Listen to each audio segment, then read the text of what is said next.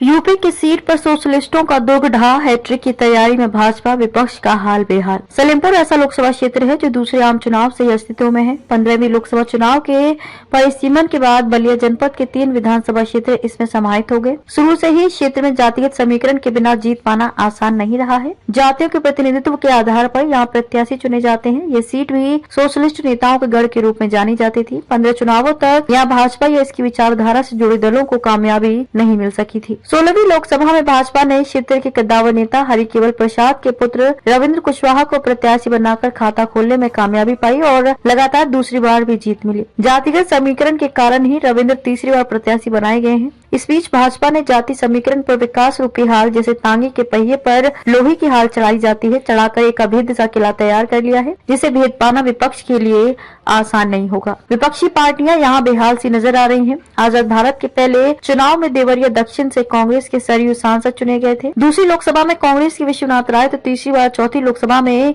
इसी पार्टी के विश्वनाथ पांडे को जीत मिली। आपातकाल के बाद हुए चुनाव में भारतीय लोकदल के टिकट पर राम नरेश कुशवाहा सांसद पहुंचे थे। अगले चुनाव में कांग्रेस की प्रति लहर थी और इसका असर यहाँ भी दिखा। अगले चुनाव में कांग्रेस के पक्ष में सहानुभूति की लहर थी। दोनों बार पार्टी के राम नगीना मिश्रा सांसद चुने गए। 9वीं लोकसभा का चुनाव कांग्रेस के प्रति उपजे आक्रोश के बीच हुआ। फिर विकल्प के रूप में जनता ने जनता दल पर भरोसा जताया। इस पार्टी के टिकट पर हरिकेवल प्रसाद जीत हासिल करने में कामयाब रहे। राम लहर में भी हरिकेवल जनता दल के टिकट पर सांसद पहुंचे। 90 का दशक ऐसा था जिसमें लोकसभा के 4 चुनाव हुए। अधिकतर सीटों पर किसी न किसी चुनाव में भाजपा का खाता खुल गया था, लेकिन यहाँ ऐसा नहीं हो सका। इस दौरान सपा समता पार्टी व बसपा के खाते में सीट गई। अगले 2 चुनाव में भी क्रम से सपा व बसपा के प्रत्याशियों को जीत मिली। पिछले 2 चुनावों में भाजपा ने यहाँ मजबूत चुनौती पेश करते हुए न केवल खाता खोला बल्कि अपनी स्थिति काफी मजबूत कर ली है। कठिन चुनौती को देखते हुए विपक्ष की पार्टियां सोच समझकर प्रत्याशी चुनने के मूड में है।